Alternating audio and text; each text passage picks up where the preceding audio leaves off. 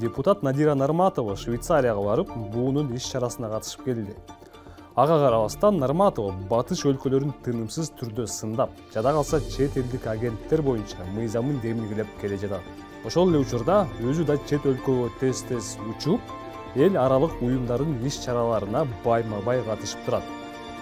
Мындан бир канча күн мурун журналисттер Нарматовадан Швейцарияга болгон сапары тууралуу сурашкан. Бирок ал бул жөнүндө эч нерсе билбей турганын айткан. Кийинчерээк Нарматова журналисттерди аны менен силердин эмне ишиңер бар деп орой түрдө кагып берген. Бизге комментарий берип коесузбу? Барбайм деп, анан кийин кайта барган турбайсызбы? Заседание ООН боюнча. Анын иши бар сенин. Элдин баары сурап атпайбы? Ошо сиз элдин баары 100 жолу барып аткандан турат. Менен турат.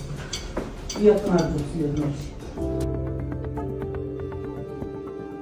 2022 жылдын октябрь айында депутат Дастан Бекешев өзүнүн телеграм каналында Надира Нарматова 3 маалымат каражатын Азаттык, Клоп жана Кактусту жабууга кол топтоп жатканын билдирген. Муну Нарматова четке каккан. Ана Дастан каяктан көрүп турам?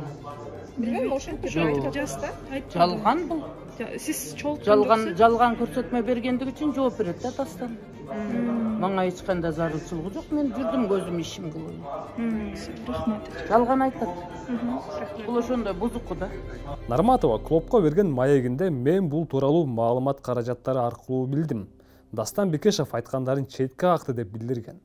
Бирок Бекешев социалдык тармактарда да маалымат каражаттарында да айткандарын төгүндөгөн эмес. Андан көп өтпөй Бекешев Twitter баракчасында жыйындар залында отурган депутаттардын көбү бул боюнча кабардар болуп, керек болсо айрымдары катка кол койгонго жетишкенине карабай, айткандарыңды далилдеп бер деп Нарматова кабинетиме урушканы келипти деп жазган.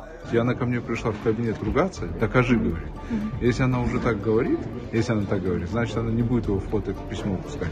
Но что доказывает? Я живу со всеми вот здесь депутатами общаюсь. Вы видите, правильно? Все депутаты знают об этом, что он собирал подписи. Пусть перед Богом поклянется, что он не собирал. 2020 жылы Бышкага Матраимовдун Мекеним Кыргызстан партиясынан депутаттыкка талапкер Надира Нарматованын үстүнөн арыз түшкөн. Аудиодо Нарматова окшош үн ал аймактын жашоочулары тиешелүү добуштарды бербегендиктен Мекеним Кыргызстан партиясынын кайрымдуулук катары мурда орноткон трансформаторун кайтарып алуу боюнча тапшырма берет. Трансформаторду жүктөп берип койгон Сайдахмат аке барат. Добуш беришпегенден кийин эмне кереги бар? Ал мага башы ени сыйлап атса менин эмнеге неме кылмаган. Бул тууралуу 2023 жылы журналист Асель Шамилова өзүнүн видеосунда айткан. Бирок депутат Нарматова бул фактыны чекке кагып, журналистти сотко берерин айтып коркуткан. Күтүлбөгөн жерден эле ушундай шантаж уюштуруп, менин үнүмдү кимдир бирөөгө жазып берип, окшоштуруп, анан социалдык сайттарга таратканы буга эми Кудай бар. Кимдин арам ою болсо Кудай бар. Эми трансформатор дешип сөзгө кошуп алышыптыр. Ал трансформаторду мен 10 жылдан бери мамлекеттин эсебинен, эл аралык уюмдардын эсебинен, жекече өзүм түрдүү демөөрчүлөрдүн эсебинен 40ка жакын айылга трансформатор койдуруп жүргөндүгүм чындык. 2023 жылдын октябрь айында Жогорку Кенештин коридорунда Надира Нарматова саламаттыкты сактоо министри Алымкадыр Бешеналиевден тууганын жумушка алуунун суранган видеосу тараган. Окуяга 24 TG агенттигинин журналисти жана Каржы министрлигинин башчысынын орун басары Жибек Бүйшеева кокус көбө болушкан. Сүйлөшүү ачык өткөн. Чиновник Нарматовага анын таанышын кардиология борборунун жалпы хирургия бөлүмүнө ишке орноштурарын убада кылып, резюмесиз эле директорго бара берсе болорун айткан. Журналист диалогду видеого тартып, кийинчерээк коомчулукка жарыялаган. Мен чыгып койсом, менден резюмалар саналып коймун.